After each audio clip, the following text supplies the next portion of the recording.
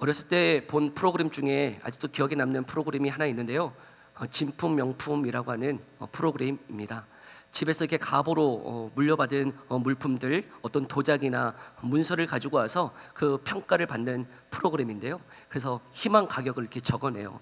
너무나 소중한 거니까 그래도 이렇게 가격을 낮춰서 1억 이렇게 적어냅니다. 그럼 이제 평가를 하고 일자리부터 이렇게 따르릉 하면서 이렇게 숫자가 막 올라가잖아요. 그러면서 1, 10의 자리, 100만 원, 막 올라가요. 근데 너무나 가격 너무나 낮은 뭐 10,000원짜리에서 딱 멈춰요. 그러면 막 놀라는 거죠. 이게 갑으로 집에서 너무나 소중하게 가져온 게 보자기, 도자기고 문서고 그런데 5만 원 이러면 어떻게 되는 거예요? 너무나 실망하는 거죠. 이거 뭐 잘못됐다고 막 얘기하면서. 근데 알고 봤더니 가품인 거죠.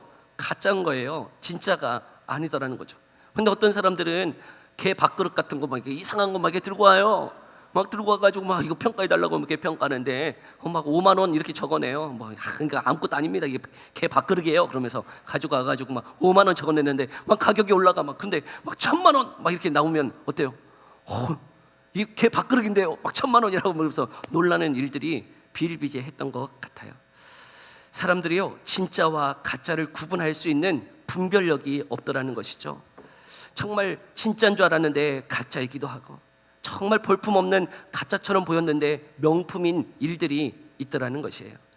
그런데요 여러분, 우리의 신앙은 어떻습니까? 우리의 신앙, 우리의 그 믿음은 진짜입니까? 가짜입니까? 근데 내 신앙을 분별할 수 있는 눈이 있는가 하는 것이죠. 여러분, 내 신앙, 내가 믿고 있기 때문에, 내가 교회를 출석하고 있기 때문에, 내가 직분이 있기 때문에, 내가 봉사하고 있기 때문에 내 믿음은 진짜일까요? 여러분, 이 진짜, 이 믿음이 진짜인지 가짜인지 도대체 무엇으로 우리는 분별할 수 있는가 하는 거예요. 내가 믿고 있으니까, 나는 확신하니까, 여러분, 이 믿음이 진짜인 것입니까? 내가 확신하면 내 믿음은 진짜가 될 수 있는 것일까요? 여러분, 도대체 우리의 믿음은 무엇으로 분별할 수 있을까요?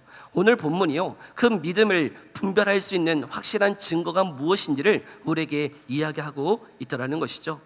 첫 번째로요, 여러분, 이 물, 피, 성령이라고 하는 객관적인 증거를 통해서 우리에게 말씀해 주고 있습니다. 먼저 우리 6절부터 8절의 말씀을 함께 읽어볼까요? 뭐라고 말씀하고 있는지 함께 읽어봅니다. 시작. 이는 물과 피로 임하신 이시니 곧 예수 그리스도시라. 물로만 아니요 물과 피로 임하셨고 증언하는 이는 성령이시니 성령은 진리니라. 증언하는 이가 셋이니 성령과 물과 피라. 또한 이 셋은 합하여 하나이니라. 아멘. 많은 사람들이요 이 본문을 읽고 증언하는 이가 셋이고 이 셋은 합하여 하나이니라 그러니까 이거를 어떻게 해석할까요? 삼위일체네 라고 생각하는 경향들이 있더라고요. 성령, 물, 피, 증언하는 이가 셋이고 이 셋은 합하여 하나이다. 그러니 이것이 삼위일체를 지금 말하고 있는 것일까요? 아니에요.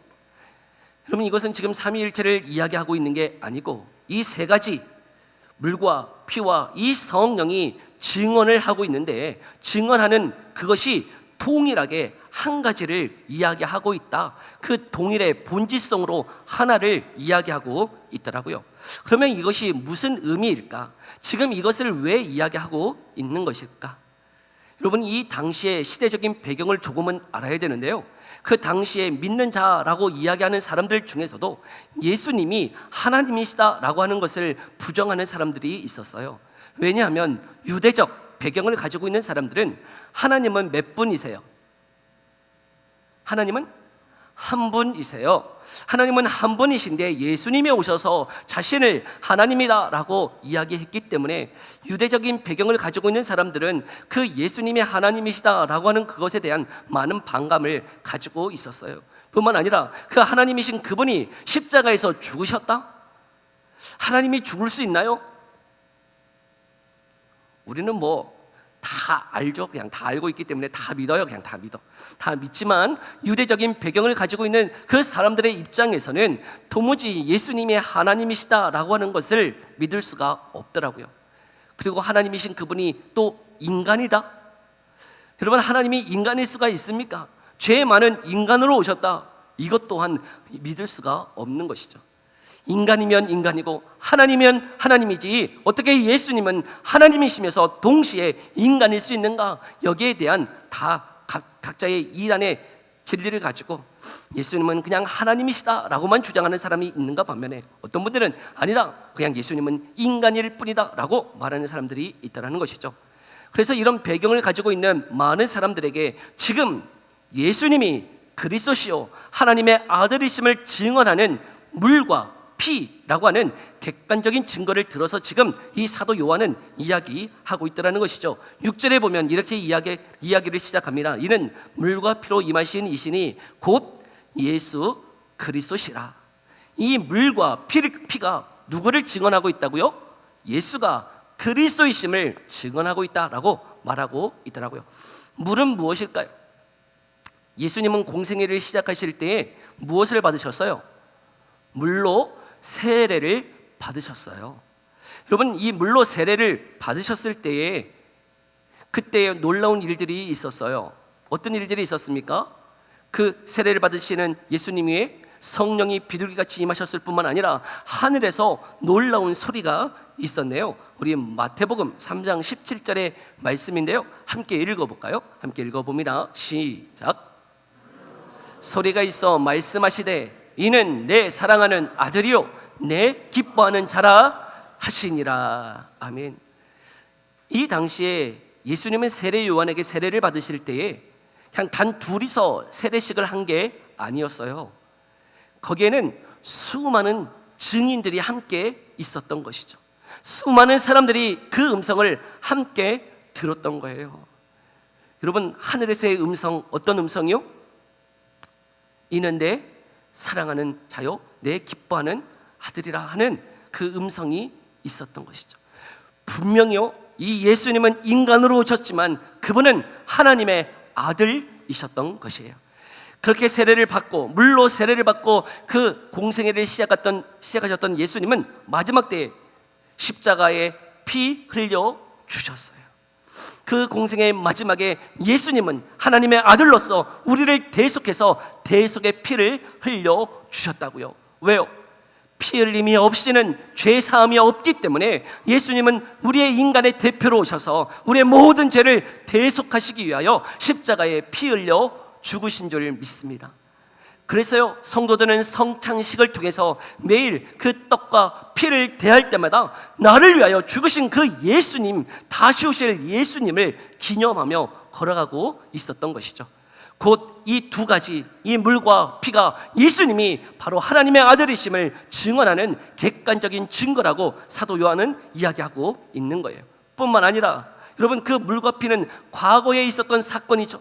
그러나 현재적으로 지금 내게 또 누가 그분이 예수가 그리스도이심을 증언하고 있는가? 바로 진리의 영이신 성령이 우리 가운데 임하셔서 예수님의 하나님의 아들이심을 증언하고 있다라고 말씀하고 있는 것이죠.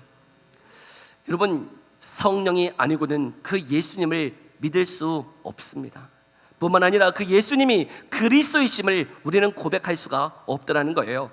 그래서 고린도전서 12장 3절에 이렇게 말씀하고 있었죠. 함께 읽어볼까요? 함께 읽어봅니다. 시작. 또 성령으로 아니하고는 누구든지 예수를 주시라 할 수 없느니라. 우리가 예수님을 믿는 것 분명히 내 결단 같거든요. 내 결심 같아요. 그런데 그 이전에 여러분, 성령에 무엇이 있어요? 성령의 거듭나게 하시는 중생의 역사가 있고, 그 중생의 역사로 말미암아 여러분 그 예수님을 온전히 믿을 수 있는 회심, 회개와 믿음의 결단들이 일어나더라는 거예요. 성령의 은혜로 말미암아요 그 예수님이 누구이신지가 분명히 보여져서 여러분 그 예수님을 나의 주, 나의 하나님을 하고 고백하고 있다는 거예요. 이처럼요, 객관적인 증거로서 물과 피와 성령은요, 그 동일하게 우리에게 예수님이 하나님이심을, 그가 나를 위한 죽으셨던 하나님의 아들이심을, 구원자이심을 증언하고 있다라고. 그래서 그분은 이 세 가지는 동일한, 그 증거로서 동일한 하나다라고 이야기하고 있는 것이죠. 믿으십니까? 그런 성령의 은혜가 있는 사람들에게는 어떤 결과가, 어떤 변화가 있는 것일까요? 우리 10절은 이렇게 이야기하고 있는데요, 우리 10절의 말씀 함께 읽어볼까요? 10절의 말씀 함께 읽어봅니다. 시작.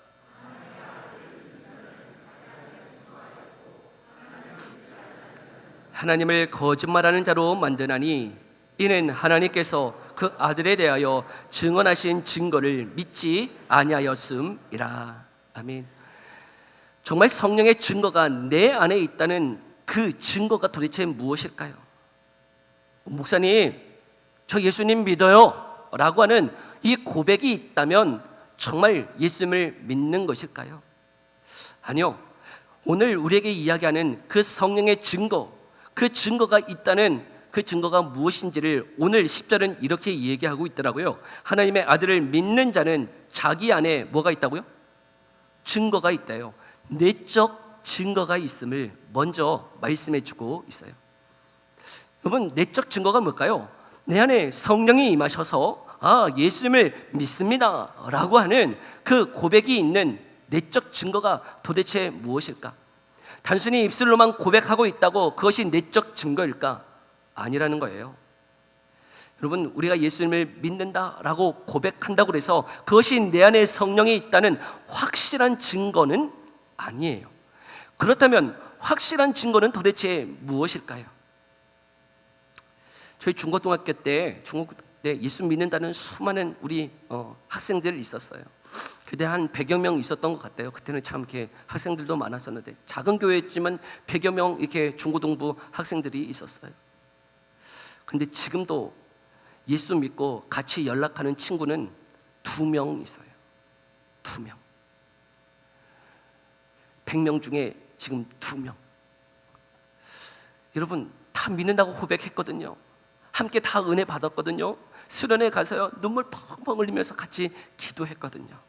그럼에도 불구하고 많은 사람들이 믿는다라고 고백하고 이야기했지만요, 많이 떠나가더라고요. 그렇다면 여러분, 고백이 확실한 증거가 아니라면 도대체 성령이 내 안에서 주시는 내적 증거는 무엇일까요? 설교를 듣다가 감동을 받고 은혜를 받으면, 내 안에 혹시 기쁨이 넘치면 이것이 증거일까요? 아니요. 이것도 확실한 증거는 아니더라고요. 우리는 말씀을 듣다가요, 웃기도 하고 기쁘기도 하고 감동도 받을 수 있어요. 있을 수 있어요, 없어요? 네, 있어요. 감동도 받아요. 은혜도 받아요. 근데 그것이요, 내적 증거의 확실한 증거는 아니라고 말씀하고 있더라고요. 확실한 증거는 무엇일까요? 여러분, 예수님을 믿는다는 확실한 증거는 무엇이냐면 이 내적, 내 중심에 예수님이 중심되는 삶을 살아가더라고요. 이전에는요, 내 삶의 주인이 누구였냐면 나였어요. 내가 하고 싶은 대로 해요. 내 뜻대로 해요. 내 원대로 살았어요. 그런데요, 예수님을 믿고 난 다음에는요, 내 삶의 그 중심에 누가 계세요? 예수님이 계시기 때문에 그 예수님의 뜻이 무엇인지를 묻고자 하는 마음이 있어요. 물론 내 뜻도 있죠. 내 마음도 있어요. 그러나 여러분, 또 주님 앞에 물어보기도 해요. 하나님, 무엇하기 원하세요? 하나님의 뜻은 무엇이에요? 라고 묻고자 하는 마음이 내 안에 생겨나더라는 것이죠. 이전에는 없었던, 그냥 내 원대로, 내 결단대로, 내 결심대로 살았던 그 삶의 그 이후에 하나님, 하나님의 뜻은 무엇입니까? 라고 묻기를 시작하더라는 것이죠. 그것이 확실한 내적 증거의 첫 번째예요. 두 번째는 무엇이냐면요, 이전에는 너무나 둔감했던 죄에 대해서, 여러분, 그 죄에 대해서 민감하게 반응하기 시작하더라는 거예요. 여러분, 처음 이게 거짓말을 했을 때가 기억나십니까? 처음 거짓말했을 때, 언제인지는 모르지만요, 처음 거짓말했을 때 심장이 어때요? 막 두근두근거려요. 막 성적표를 이렇게 거짓말을 쳤는지 뭐 이렇게 뭘 했는지 막 두근두근거려. 근데 거짓말을 계속 하다 보면요, 그 두근거림이 지속돼요? 아니요, 무뎌져요. 저희 자녀들은요, 거짓말을 어떻게 그렇게 잘하는지 모르겠어요. 얼굴에 제가 딱 보면 아는데요, 이제는 딱 봐도 모르겠어요. 너무나 잘해요. 거짓말을 유창하게 합니다. 거짓말 유창하게 거짓말 너무 잘해요. 예, 양심에 털났어요. 양심이 둔감해진 것이죠. 그런데요, 여러분, 그 둔감해졌던 이 죄의 민감성이요, 여러분 예수님을 믿으니 어떻게 되어지는 거예요? 회복되어지더라는 거예요. 이전에는 그냥 유창하게 했던 거짓말이요, 거짓말을 하면서도 어떤 마음이 뜬금뜬금 드는 거예요. 아, 이러면 안 되지, 이거 잘못된 거지 하는 것이요, 내 안에 생겨나더라는 거예요. 죄에 대한 민감함이 생겨나요. 이것이요, 성령의 내적 증거라고 말씀하고 있어요. 뿐만 아니라요, 세 번째, 이 내적 증거는 무엇이냐면요, 죄에 대한 민감함으로만 그치는 것이 아니라요, 나의 성품이 어떻게 되어지는 걸까요? 변화되어지더라는 거예요. 왜요? 성령은 내 마음 가운데 자정하셨어요. 거듭나게 하시고요, 내 마음의 죄에 대한 민감함을 깨닫게 하실 뿐만 아니라 내 안에 있는 타락한 그 죄된 본성을 그대로 내버려 두심이 아니라, 여러분, 우리의 마음을 만지시고, 여러분, 돌 같은 우리의 마음을 움직이셔서 우리의 성품도 예수님 닮도록 이끌어 가시더라는 거예요. 그래서 예수 믿는 자들에게는 무엇이 있나요? 성령의 그 9가지 열매, 내적 성품의 그 열매가 여러분 나와 상관없는 것이 아니라요, 여러분 내적 증거로서요, 예수 믿는 자에게는 그 성품의 변화가 일어나더라고요. 아멘입니까? 근데 왜 확실하게 아멘이 안 될까요? 내가 예수 믿어도 여전히 그런 성품의 변화가 무엇인지를 보지도 못했고 경험해 보지도 못해서, 여러분, 우리는 예수 믿어도 변화되지 않는다라고 하는 확신 가운데 있어요. 아닙니다. 예수 믿으면 변화되는 줄 믿습니다. 여러분, 예수 믿으면 변화되는 건 확실해요.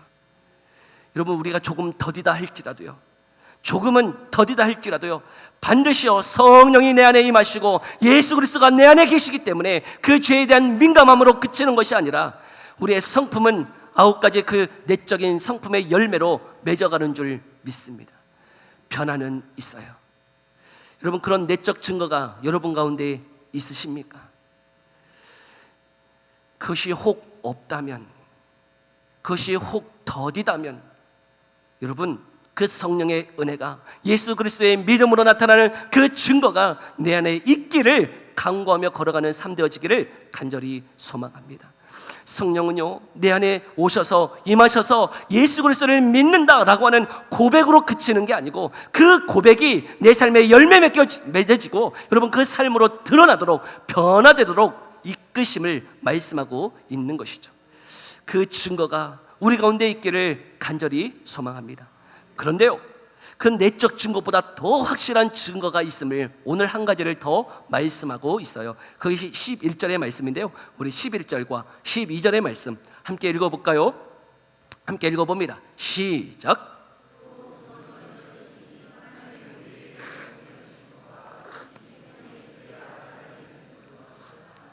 아들이 있는 자에게는 생명이 있고 하나님의 아들이 없는 자에게는 생명이 없느니라. 아멘. 예수 그리스도를 믿음으로 확실한 증거 또 한 가지를 이야기하고 있는데요, 그 믿는 자에게는 무엇이 있다라고 말씀하십니까? 생명이에요. 생명. 그리고 그 생명뿐만 아니라 우리에게 영생을 주셨다라고 말씀하시네요. 영생이라고 하는 것은 뭡니까? 영원히 사는 것. 예, 뜻풀이만 하면 그렇겠죠. 영원히 사는 것. 아, 예수님을 믿는 사람들에게는 영원히 사는구나 하는 영생을 주셨다라고 말씀하고 있네요. 여러분, 단순히 이 영생이라고 하는 게 영원히 사는 것의 의미일까요? 아니라고요. 예수 안 믿는 사람도 영원히 살까요? 안 살까요? 잘 대답하세요. 예수 안 믿는 사람도 영원히 살까요? 안 살까요? 살아요. 예수 안 믿는 사람은 영원히 안 산다? 아니요. 예수 안 믿어도요, 영원히 살아요. 목사님, 나이 먹으면 죽잖아요. 죽는다고 끝난 게 아니에요. 여러분, 죽는다고 끝나는 인생이 아니에요. 우리의 영혼은 죽지 않아요. 그래서요, 영원히 살아요. 그리고 마지막 부활의 때에 여러분, 예수 믿는 사람만 부활할까요? 예수 안 믿는 사람도 부활할까요? 뭐라고 하는 것 같은데. 둘 다 부활해요. 어떤 분들은 예수 믿는 사람만 부활하는 줄 알아요. 아니요, 둘 다 부활해요. 예수 안 믿어도 부활해요. 부활해서 어디로 가는 거예요? 영원한 심판으로 지옥 가는 거예요. 그러니 예수 믿든 예수 안 믿든 영원히 삽니다. 다 죽는다고 끝나는 인생이 아니에요. 여러분, 예수 안 믿어도 영원히 살아요. 근데 예수 안 믿는 사람은 어디서 영원히 살아요? 지옥에서 영원히 살아요. 예수 믿는 사람은요, 천국에서 영원히 살아요. 그러면 예수 믿어야 될 거 아니에요? 그렇죠? 예수 믿으십니까? 아멘 한다고 되는 게 아니라고요. 아멘 한다고 되는 문제가 아니라고요. 그 증거가 있느냐 하는 문제예요. 증거가 있느냐. 증거가 있으세요? 나는 믿는다고 확신하는데, 여러분, 나는 믿는다고 지금 확신해요. 근데 죽었는데, 죽어서 하나님 앞에 갔는데 지옥 그러면 어떨 거예요? 다시 환생할 거예요? 여러분, 지금 확실한 믿음이 있어야 될 거 아니에요. 근데 그 믿음이 있다는 증거가 도대체 뭐냐고요? 내가 믿는다고 고백하잖아요. 목사님, 내가 이렇게 교회 나와서 출석하고 있고 봉사하고 있잖아요. 이게 증거가 아니라고요. 예수 믿는다는 증거가 도대체 무엇입니까? 오늘 11절과 12절에 아들이 있는 자에게는 생명이 있고 하나님의 아들이 없는 자에게는 생명이 없다. 도대체 이 말씀의 의미가 무엇일까요? 요한복음 17장 3절은 이렇게 이야기하고 있어요. 영생에 관해서. 함께 읽어볼까요? 요한복음 17장 3절 함께 읽어봅니다. 시작. 영생은 곧 유일하신 참 하나님과 그가 보내신 자 예수 그리스도를 아는 것이니이다. 하나님과 예수 그리스도를 무엇하는 거요? 아는 것. 여기 안다라고 하는 것은 지식적으로 지금 알면 되는 거예요? 그런 의미가 아니에요. 지식적으로 안다는 것이 아는 게 아니라고요. 여기 히브리적 관점으로 안다는 것은 계속 무엇을 의미한다고요? 그분과 사귐이 있는 거예요. 관계적인 사귐이 있는 것, 그것을 안다라고 표현하고 있어요. 우리가 예수님을 믿음으로 예수님과 무엇하는 거예요? 사귐이 있는 거예요. 교제가 있는 거예요. 그것이 곧 뭐가 있다는 거예요? 생명이 있다라고 말씀하고 있는 거예요. 여러분, 예수님과 사귐이 있습니까? 예수님과 교제를 하고 계십니까? 그러면 그 사귐이 있고 교제가 있다는 것이 도대체 어떤 의미일까요? 우리가 연애를 한다라고 할 때도 연애한다. 그러면 이게 연애하는 대상자들이 함께 이게 전화를 하면 전화 받아요, 안 받아요? 전화 받아요? 카톡 하면요? 카톡에 답장도 와요, 안 와요? 와요. 안 해보셨죠? 너무 오래돼가지고 무슨 말 하는지. 여러분, 연애를 한다는 것은, 함께 연애를 한다는 것은 내가 전화하면 그도 응답하고 내가 카톡하면 답장도 있고 서로 이렇게 사귐이 있는 거예요. 교제가 있는 거예요. 그런데 계속 일방적으로 이렇게 전화를 한 사람이 있어요. 일방적으로. 나는 사귄다고 생각하면서 일방적으로 전화를 해. 일방적으로 카톡을 해. 근데 안 받아. 그걸 뭐라 그래요? 스토커라 그러는 거예요. 스토커. 영적 스토커가 있어요. 영적 스토커. 하나님이 아무 대답이 없어. 근데 일방적으로 내가 필요할 때만 뭐 하는 거야? 하나님한테 카톡해. 하나님, 문제가 생겼어요. 이 문제를 해결하지 않으면 협박까지. 이제 교회 안 나옵니다. 이 문제, 이거 지금 하나님, 지금 이 문제 앞에 있는데 이거 해결하지 않으면 저 이제 교회 안 나와요 하고 협박하시는 분들이 계세요. 근데 응답이 와요? 응답이 오냐고. 때로는 응답이 와요. 응답이 왔어. 해결이 됐네? 그럼 이제 어떻게 생각해요?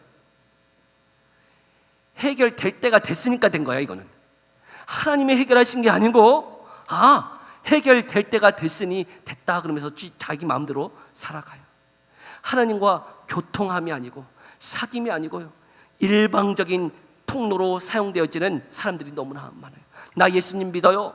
나 교회 출석해요. 나 봉사해요. 그런데 그 주님과의 사귐, 주님과의 나눔, 주님과의 교제는 없이 그냥 여러분 종교생활 하면서요, 그것이 신앙이라고 믿음이라고 착각하는 사람들이 얼마나 많은지 모르겠어요. 주 안에 사는 성도 여러분, 우리 안에 그런 성령의 임재 있기를 간절히 소망합니다. 성령께서 우리에게 거듭나게 하시고 거듭난 자에게 회심, 믿음을 주셔서, 회개와 믿음을 주셔서 그분과 무엇 하시는 거예요? 사귐이 있게 하세요. 교제가 있게 하세요. 그래서요, 내 중심의 그 삶 가운데요, 예수 중심되는 삶, 회개의 삶, 열매 맺는 삶, 그 삶이 여러분 내 삶 가운데 계속 자라남과 생명의 있음의 자라남, 그 기쁨의 충만함이 여러분 경험되어지고 고백되어 지나가는 거예요. 그런 열매가 없음에도 불구하고 내 삶의 걸음걸음을 여러분 돌아볼 때에 내 1년 전, 혹 10년 전에 내 모습과 10년 지금 후에 내 모습이 아무런 변화가 없어요. 신앙에 아무런 성장이 없어요. 이전의 신앙과 지금의 그 신앙에 아무런 변화가 없다면 뭔가 잘못된 건 아닐까요? 혹 우리의 신앙이, 우리의 믿음이 가짜는 아닐까요? 우리는 그런 의심조차도 안 해요. 주 안에 사랑하는 성도 여러분, 우리가 참된 믿음을 소유해야 할 터인데 여러분 그 신앙이, 그 믿음이 진짜인지를 점검해 보아야 되는 것은 아닐까요? 그런데 그런 내적 증거와 그런 생명의 그 기쁨이, 그 부요함이, 그 풍성함이 없다면 여러분 절망할 것이 아니라요, 오늘 그 하나님이 저와 여러분들을 초대하고 계시는 줄 믿습니다. 내 안에 하나님 이런 증거가 없네요. 이것이 절망이 아니라 그것을 깨닫게 하셨다면, 알게 하셨다면 무엇하면 되는 거예요? 기도하면 될 것이에요. 그것을 깨닫게 하시고 알게 하셨다면 여러분 기도하라고 하는 하나님의 초대일 수 있어요. 하나님은요, 우리에게 은혜 주시기를 원하세요. 하나님은 우리를 만나 주시기를 원하세요. 하나님은요, 그 은혜의 선물을 우리에게 주시기 원하시는 것이지 내가 무언가를 하기를 원하시는 게 아니에요. 하나님은요, 지금도 만나 주시기를 원하세요. 그 관계가, 서먹했던 관계가 회복되기를 원하세요. 초대하고 계세요. 내 안에 그런 증거가 없다면 절망이 아니라 하나님이 지금도 부르고 계시는 초대인 줄 알고 그 초대 앞에 여러분 우리가 믿음으로 반응했으면 좋겠어요. 하나님, 내 인생을 돌아보니 내가 주님을 믿는 것 같았는데, 내가 주님을 따른다라고 말한 것 같은데 아무런 열매가 없네요. 여전히 내가 중심되어서 하나님을 내 종으로 여기며 살아왔네요. 하나님, 이제는 그 하나님이, 그 예수님이 내 삶의 중심에 모셔드립니다. 하나님, 내 안에 이제는 성령 하나님이 내 안에 임하셔서 내 삶에 변화가 있기를 원해요. 그 죄에 대한 민감함이 회복되어지기를 원하고, 하나님 내 성품의 변화가 일어나기를 원하고, 예수 믿는다는 내적 증거가 있기를 원하고, 정말 생명의 그 기쁨, 생명의 그 참된 그 부요함, 풍성함이 내 안에 있기를 원한다고. 여러분 그렇게 주님 앞에 간구하며 걸어가는 우리의 삶이 되기를 간절히 소망합니다. 기도합시다.